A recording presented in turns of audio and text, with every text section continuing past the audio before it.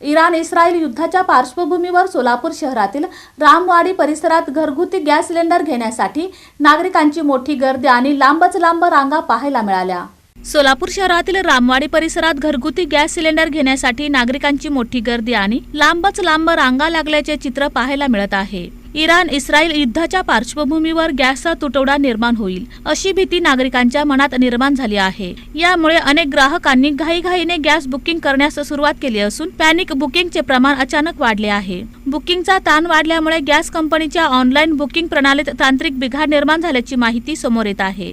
Online booking होत नसल्याने अनेक नागरिक स्वतः रिकामे सिलेंडर घेऊन थेट गॅस एजन्सीकडे धाव घेत आहेत। त्यामुळे रामवाडी परिसरातील गॅस एजन्सी समोर सकाळपासूनच मोठ्या रांगा लागल्याचे दिसून येत आहे। आणि गॅस मला वाटतं ते इराण आणि ह्याचं युद्ध चालू आहे, त्याच्यामुळे गॅसचा तुटवडा चालू आहे सध्या।